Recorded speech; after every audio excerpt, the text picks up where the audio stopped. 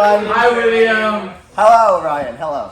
I'm William Chang, the bio geek, and my presentation focuses around nanoparticles and how these novel engineering feats can help us potentially cure cancer for all of humankind.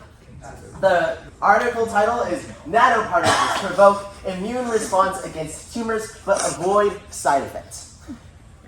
This might sound very complicated, but I hope that when you walk out of this room today, you'll have learned something about the implications and how this may work in our medical field.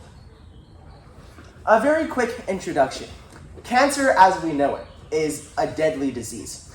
Every 1 out of 6 human deaths that occur worldwide per year are caused by cancer.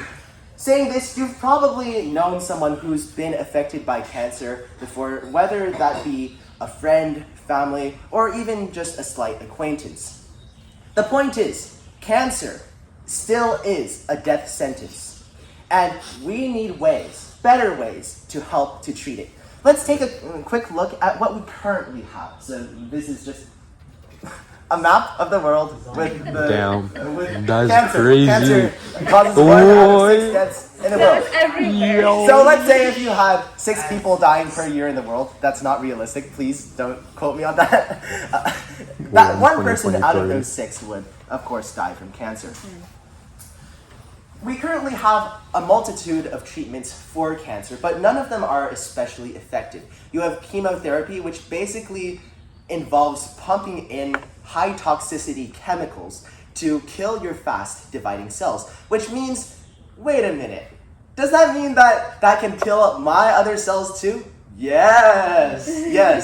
That's why when you undergo chemotherapy, your hair falls out because your hair cells are fast dividing and you barf often. Stomach cells and the mucosal linings there also divide rapidly. There's also radiation therapy, but of course that can be prone to dangerous side effects as well. Currently, we're looking at the use of a novel technique called oncolytic virus therapy. Meet my friend T2 bacteriophage. In the natural world, T2 bacteriophage. What the? T2 Yeah, one leg. T2 bacteriophage infects E. coli bacteria, but scientists are finding ways to use CRISPR-Cas9 to change the genetic material inside the virus so that when it goes and tries to latch onto a cell, the only cell that will be able to infect is cancer. But again, this is not the most promising treatment yet. The most promising research is arising from Professors Liu and Balchandani, part of the MIT STEM labs. This is a major breakthrough, and what their theory suggests is that we could possibly use something called bottle brush prodrugs to help treat cancer. Quickly, a background of why we're planning to use these things called bottle brush prodrugs. There are a class of organic molecules called IMDs for short, but the full name is imidazoquinolines. That's a mouthful. Imidazoquinolines, they're not naturally occurring. They're organic molecules, but we've synthesized them before to help treat carcinomas and sarcomas, which, of course, are types of cancer. The thing associated, and the reason why we haven't been using IMDs or imidazoquinolines themselves to treat all kinds of cancer is that a big side effect of these IMDs is systemic inflammation. Why does it cause systemic inflammation? To be able to understand this concept, we must take a look at a quick cell signaling diagram. This is an immune cell. Up at the top, that's the cell membrane, the phospholipid bilayer. And embedded in the cell membrane itself are a multitude of receptors called toll-like receptors, or TLRs for short. IMDs, as we've engineered them in the past, are designed to especially look for TLR7s and TLR8s, so the 7 and the 8th variant of TLRs. And what this does is that the binding of the IMDs to the TLRs will cause a signal cascade, which ultimately results in the releasing of inflammatory cytokines. Inflammatory cytokines are good. However, too much of a good thing can quickly turn bad. Cytokines are released normally by your immune cells to help look for invaders and to call other immune cells to the scene. But when there's too much of these cytokines, over-inflammation can happen, and with that, damage to tissues and damage to organs. So that's something that can be very bad for your body, as you've probably guessed by now. So you don't want that to happen. So the current research has focused around using the IMD structure. Actually, that's on the next page. This is the structure of a generic IMD. It's an organic molecule with a hydroxyl group at the end, an R group to help with binding to TLRs, and also hydrophilic end, which we don't need to focus on. So the theory behind this new treatment is to engineer a bunch of what we have as cancer drugs and make them into the structure of IMDs. Why would this work? In regular cancer therapy, you have drugs that will kill cancer cells, drugs that will mediate the immune response, and drugs that will also help maintain homeostasis while all of this is happening. That requires separate injections, but if we were able to use nanoparticle therapy, scientists could potentially combine multiple cancer drugs into bottle brush prodrugs that have the same structure as IMDs. Therefore, the implications are not only will our immune cells be activated at a higher rate and be looking for these cancer cells, but they will also kill cancer cells in the process. And the reason why this is much more effective than IMDs themselves is that IMDs themselves trigger more cytokine release and thus more inflammation, while bottle brushed prodrugs, although having the same structure, will have different function and ultimately trigger less inflammation. Currently, what we're looking at is that this very much could be used to treat our many cases of cancer around the world. Researchers at MIT have already found that in mice, IMD prodrugs or bottle brush drugs, they almost completely eradicate cancer cells within those mice and also have little to no side effects on the mice themselves.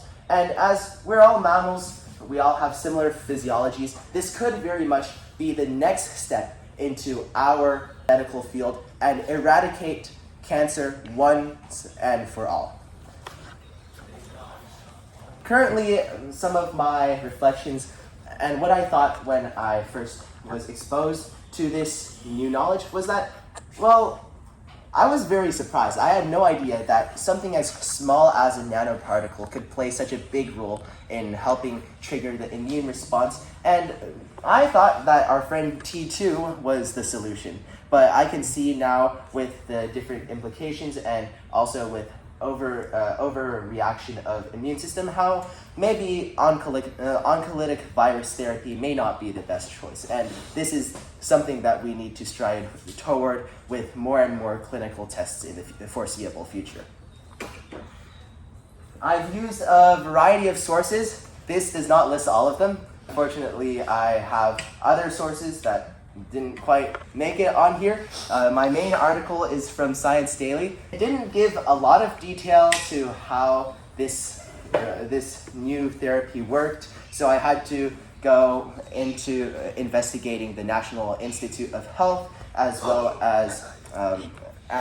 as public medicine, and that really helped to nurture my knowledge in the field. Why is this related and why is this connected to you? Well, first of all, as Mr. Q has taught us, activation kinetics play a very big role in how substances and interactions work. There are multiple IMFs and bonding groups that are associated with these IMD prodrugs, and of course you have organic chemistry to also supplement that. But thank you, and hope to see you all down the road to a better humanity. Thank you.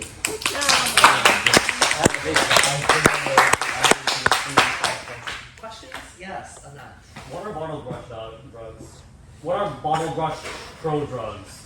What are they? Okay, so a bottle brush prodrug has this basic structure. Inflammation. The whole reason why it looks it's called the bubble brush prodrug is because it looks like a bubble brush. So that's a very rough sketch. It doesn't actually look like that, but the structure itself does kind of look like it. So bubble brush prodrugs are basically nanoparticles that contain the components of cancer drugs. And basically, if we're able to fit multiple components of different cancer drugs together, then that could help us avoid several doses of different cancer drugs to treat cancer, and also stimulate a better immune response to looking for cancer and eradicating it completely. Emilio, you also had a question? So, is the bottle wash drug just like a drug cocktail that combines an anti-inflammatory? Yes, but there's it's not anti-inflammatory. It actually serves the opposite purpose. It's to inflame. Inflammation is basically a sign of your immune cells catching on to some infection or catching on to some pathogen. And our immune system does indeed try to look for and stamp out cancer. It's just that sometimes your immune system doesn't recognize it. So it both kills cancer because of the nanoparticle, cocktail of cancer drugs, but it also inflames the immune system to the degree where the immune system can effectively respond to cancer, but doesn't go off the rails. Okay. So, but I thought that the problem with the IMDs were that they inflame too much. Yes, they inflame too much.